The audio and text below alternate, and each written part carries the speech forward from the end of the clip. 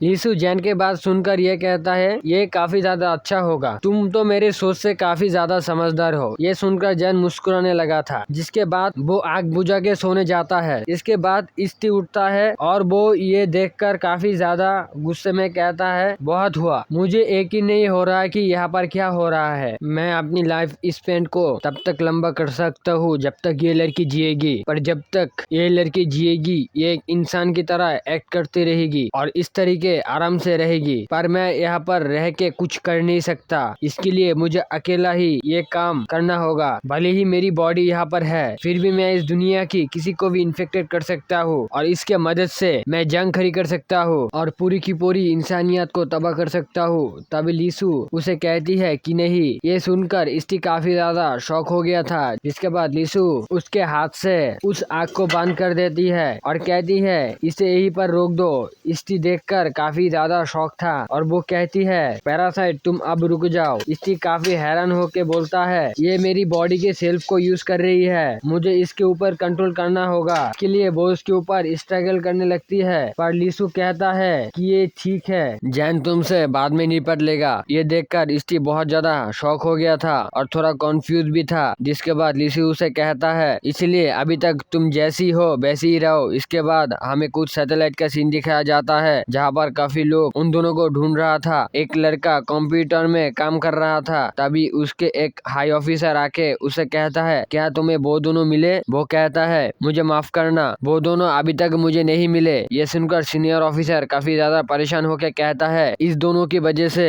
मेरे सर में बहुत ज्यादा दर्द होने लगा है। इसके बाद वो वहाँ से जाने लगता है और उसे कहता है तुम उन दोनों को ढूंढते रहो, जैसे ही तुम्हें कुछ मिले तो तुम मुझे रिपोर्ट करो। जिसके बाद वो वहाँ से चले जाते हैं, पर वो लड़का जिसको वो रिपोर्ट करने कहा था हमें दिखाया जाता है वो इष्टि के कंट्रोल में था और उसी तरफ आइलैंड पर इष्टि जो कि लीसु के कंट्रोल में था। लीसु आराम करती हुई अपनी मन में कहती है इन सब सैटेलाइट की मदद से मैं आसानी से सब कुछ कंट्रोल कर सकती हूँ। इष्टि की एबिलिटी काफी ज्यादा कमाल की है, इसके मदद से मेरा ब्रेन इस दुनिया की जो भी इन्फेक्टेड है उनसे कनेक्टेड है। इसके लिए ये बहुत ज्यादा पॉसिबल है कि मैं जैन को किसी को भी मारने के लिए रोक सकती हूँ और किसी को भी जैन को मारने के लिए रोक सकती हूँ और इसी की मदद से मैं जैन और उन लोगों की दोनों की मदद कर सकती हूँ। इसके बाद सीन चेंज होता है और हमें एक बीरन जी का सीन दिखाया जाता है जहाँ पे एक जेल को बनाया गया था और वहाँ पर 15 मैनेजमेंट ऑफिसर एक आदमी को वहाँ पर मरा हुआ देखता है, जिसके गर्दन बहुत बुरी तरीके से कटी हुई थी। इसका मेन ऑफिसर ये देखकर कहता है कि ये यहाँ पर चिल्ला भी नहीं पाया,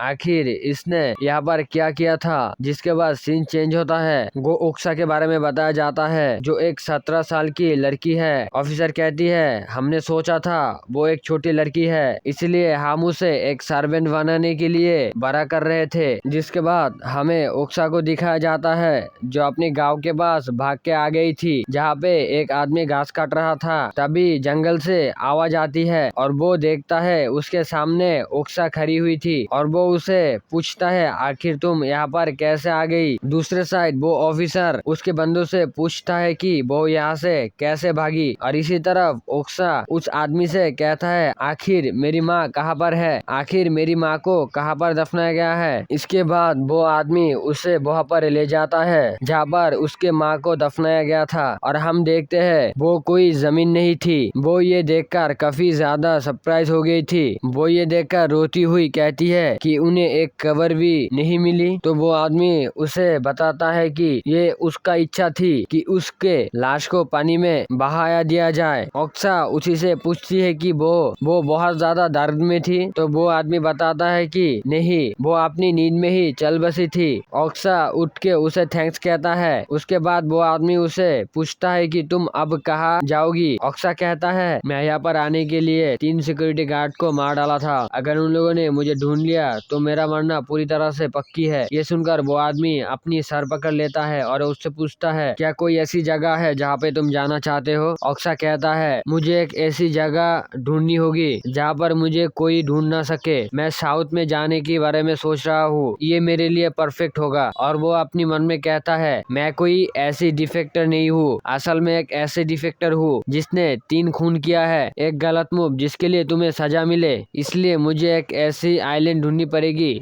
जहाँ पर मैं रोक सकता हूँ। जिसके बाद बाद हमें साउथ की उस आइलैंड की सीन दिखाया जाता है जहाँ पर जैन और स्टी था। ओक्सा अपने सामने देखकर बहुत ज्यादा हैरान था क्योंकि वहाँ पर एक लड़का और एक लड़की आग जला के मछलियाँ खा रहा था। ये देखकर ओक्सा काफी ज्यादा हैरान होके कहता है कि एक आदमी और एक औरत कैसे। लिसु ओक्सा को देखकर कॉन्फ्यूज होके कहता है आखिर एक लड़की यहाँ पर क्या कर रही है। और उसी तरफ ओक्सा अपने पीछे से चाकू निकलती है और वो कहती है सॉरी, मुझे तुम दोनों को मारना पड़ेगा, तुम्हारा लक खराब है। और बेचारी ओक्सा को पता ही नहीं कि उसके सामने कौन बैठा है। आप लोग ही बताओ यहाँ पर बैड लक किसका है, ओक्सा का है या फिर जैन और लिसु का है। और दूसरी तरफ हमें जेल का सीन दिखाया जाता है जहाँ पर सिक्योरिटी गार्ड ओक्सा के बारे में बता रहा था कि वो 3 साल से यूनिट 649 के अंदर रह रहा था और वो अभी 17 साल की एक लड़की है। ये सुनकर उनका ऑफिसर कहता है वो अभी 17 साल की लड़की है और वो मिलिट्री के अंदर था, पर वो 3 साल से यहाँ पर क्या कर रही है। तो वो आदमी उसे कहता है कि वो उसकी रियल एज को छुपा रहा था और वो 649 के अंदर एक ब्लाइंड आइस बन के रह रहा था। ये सुनकर वो ऑफिसर कहता है आखिर क्यों। सिक्योरिटी गार्ड उसे बताता है कि वो एक बहुत बड़ी मॉन्स्टर है। और अब यहाँ पर हमें आइलैंड का सीन दिखाया जाता है जहाँ पर ओक्सा के आंखों में हमें कोई डर नहीं दिख रहा था। वो अपनी चाकू को घुमाकर जैन और लिसु के साथ लड़ने के लिए तैयार थी, पर लिसु से कहता है आखिर तुम यहाँ पर क्या कर रही हो। और तभी जैन का ध्यान ओक्सा के हाथ पे जाता है।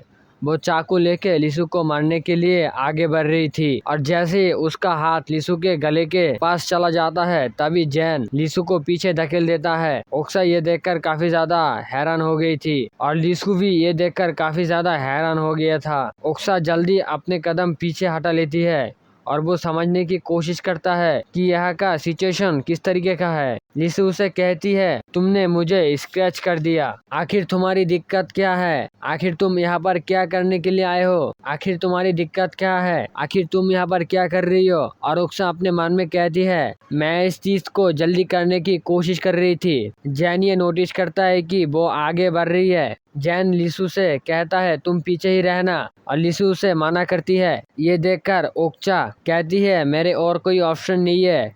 तभी जैन उसके हाथ ओक्सा की मुंह में रखता है और उसे कहता है अपना बकवास बंद करो, वो मुझसे बात कर रही है। ओक्सा जैन के हाथ अपने फेस पे देखकर बहुत ज्यादा हैरान थी। वो जैन के हाथ पे स्टेप करके उसे लात मार के पीछे जाती है। वो देखती है कि जैन के हाथ में कोई भी स्क्रैच नहीं आया था। ओक्सा अपने मन में कहती है मैं पूरी श्योर हूँ मैं उसके हाथ में कट लगाई थी। वो अपने चाकू के ऊपर डाउट करती है और वो ये नोटिस करती है कि यहाँ पर कुछ तो अजीब है। लिसु आगे आते हुए ओक्सा को कहता है रुक जाओ, मुझे लगता है तुम कुछ गलत समझ लिए हो। ओक्सा उसे कहता है अच्छा मैं कुछ गलत समझ लिया हूँ, तुम ठीक ही बोल रहे हो, तुम दोनों साउथ के स्पाइज हो।